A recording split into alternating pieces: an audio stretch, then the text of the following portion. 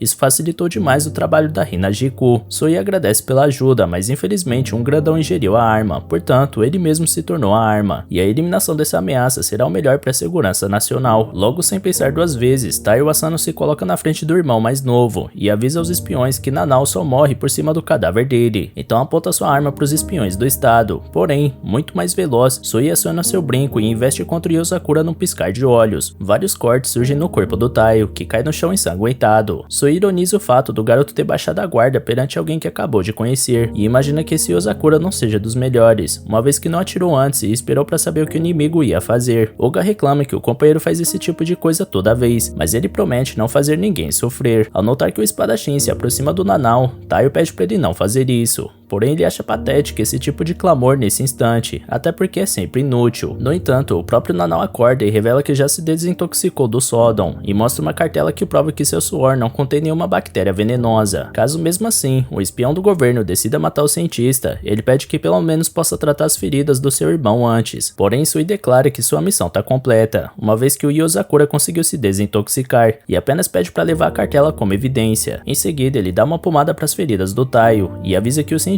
deve agir logo para salvar o irmão a tempo. Antes de ir embora, Sui questiona se Taiyo, com suas habilidades limitadas, não seria mais útil para Yozakura se morresse, mas Nanao não responde a pergunta e espera os espiões irem embora antes de cuidar do garoto ferido. No dia seguinte, Kyoichiro tá brincando de porco caçado com Taiyo e pergunta pro irmão se ele sabe como foi parar ali, assim que ele acorda. Taiyo grita abafado no Balgag que não tem pista, então o primogênito conta que a resposta tá na capa da revista de fofoca dos espiões, Spy Day. Nela existe um artigo falando sobre como Taiyo e Nanao foram derrotados pela Hina-Jiku, e esse não é um marketing muito vantajoso para uma família de espiões privados. Na matéria, Kyoichiro lê sobre o reino de terror do primogênito pervertido em seus últimos suspiros, e ri da intensidade poética do autor. Além disso, as redes sociais estão caindo em cima da Yozakura diante desse caso. Porém, o mais importante de tudo é que Nanao ficou por um fio no laboratório por causa da fraqueza do Taiyo, mas antes de poder continuar sua tortura, o próprio Nanao junto da Mutsumi chegam para repreender o irmão mais velho, mas apesar de liberado do castigo, Taiyo reconhece que queimou o nome da família perante a sociedade, e que Nanao quase morreu por culpa dele. Nanao e Mutsumi tentam convencerem o garoto do contrário, enquanto Kyoichiro roda ele feito um peão e pede pro jovem não se gabar tanto, porque jamais teria a capacidade de arruinar a família a esse nível. De toda forma, caso Taiyo queira assumir a responsabilidade por isso, ele deve derrotar a Hina-Jiku e restaurar a reputação da Yozakura. Enquanto isso, num trem qualquer, Sui pede para um homem recolher um pouco as pernas e liberar algum espaço, mas o cara tá pouco se lixando, dizendo que não tem culpa das pernas dele serem tão longas. Então, Sui responde que não consegue ver a real extensão das pernas do homem com essa roupa cobrindo, então usa sua habilidade pétalas espalhadas para rasgar a vestimenta do rapaz, deixando ele só de calção. Em seguida, ele dá alguns passos para frente e pergunta se Taiyo veio se vingar do evento no laboratório. Taiyo estava tentando se disfarçar, mas acabou descoberto de surpresa, então confessa que estava ali por conta da repercussão que houve na Yozakura após aquele episódio. Só que tá seguindo Sui para aprender o que for necessário para proteger sua família, o que ele viu que não era capaz de fazer. É a primeira vez que Sui vê um espião assumir que tá seguindo alguém, e ele acha isso curioso. De toda forma, ele acha que Taiyo pode fazer o que quiser, mas isso não significa que ele vai conseguir espionar Sui tão facilmente. Dito isso, o espião do governo dispara elegantemente por entre a multidão como se nem tivesse movendo as pernas, e Taiyo se lembra que seu irmão mais velho alertou ele sobre uma habilidade da Hina-Jiku,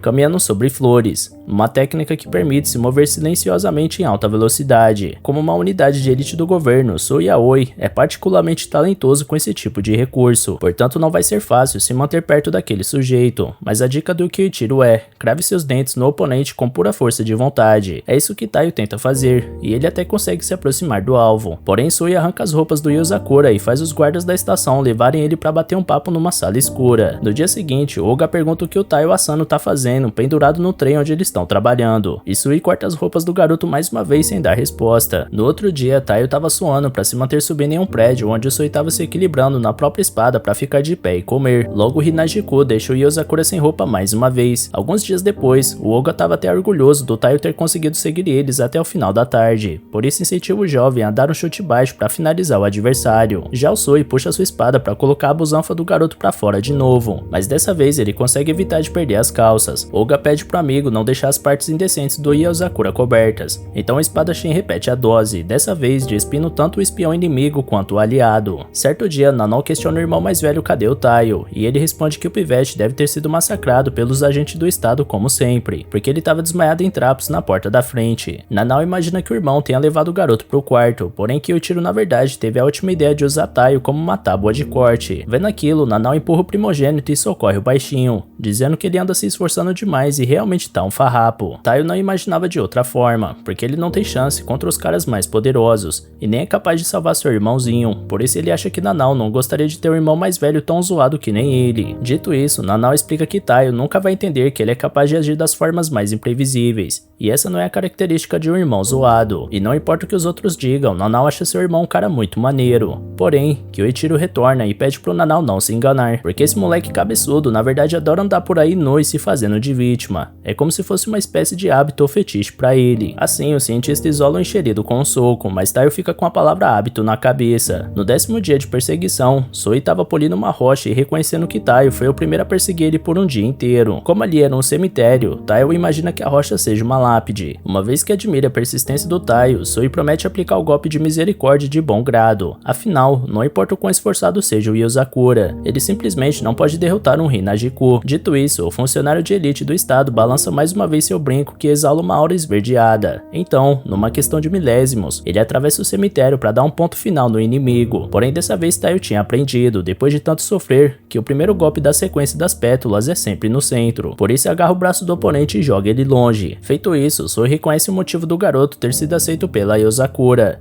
e logo manda Oga cuidar dos ferimentos do protagonista, aliviando o rapaz que estava roendo as unhas de medo do Taio virar confete. Então, enquanto tratava o Taio, Oga comenta o quão esperto ele foi de desviar da lâmina, porém Sui explica que ele não desviou, e sim aprendeu o hábito do oponente, e até agora isso foi o bastante para mudar sua opinião acerca do Yozakura. Logo o artigo público sobre a humilhação da família Yozakura tinha sido esquecido, mas porque uma nova matéria sobre um membro da família correndo pelado pelas ruas tinha tomado seu lugar. E galera, regaça aí no like aqui embaixo e comenta no vídeo para incentivar a gente ainda mais a trazer continuação desse anime, beleza? Valeu galera, se cuidem!